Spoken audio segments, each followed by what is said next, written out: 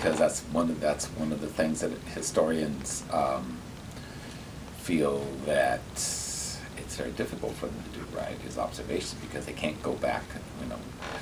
As much as we love to be Doctor Who's and getting in our TARDIS and going back, we can't do that. So, but what we can do is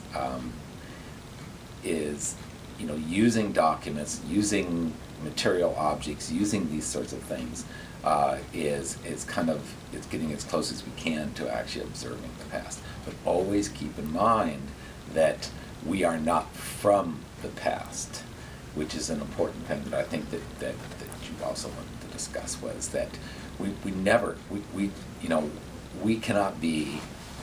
cannot place ourselves back there, which means that everything is changing, right? And in our lives, we have accumulated all this knowledge. We go back and we think that we are seeing, as it really is. We're not. We have all these other lenses of the present that we're bringing in baggage we're bringing back into the past too. And good historians know that. They know that, that they are not essentially resurrecting the past, right? Or they have a clear picture. But on the other hand, I'll say something else too, that sometimes distance is good.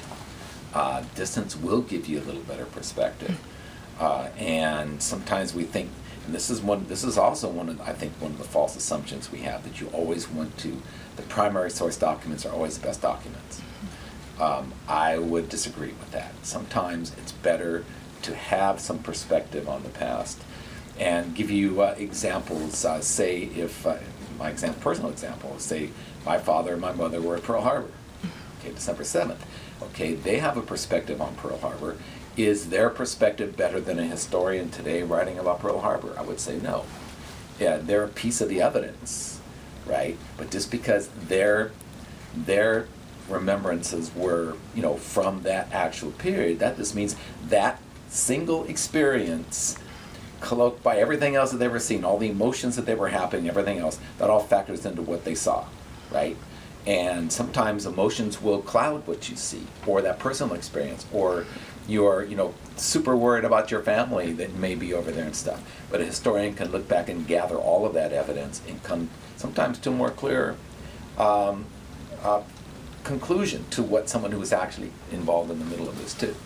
So I think the more that we get away from dichotomizing primary, secondary sources and realizing that that's really not the issue here, but it's also that there's different layers of perspective, right? You can be on the scene, but you can also have this kind of, looking back is also a valid perspective too. And oftentimes in courses, in classes, and I'll see this in secondary classes, schools, is, it becomes primary source good, secondary source don't trust it as much. And I think that's also not a positive thing. So, and indeed, it's interesting that oftentimes secondary sources can become primary sources too. And so that's the other thing as far as sources are concerned, that you got to be really careful of dichotomizing.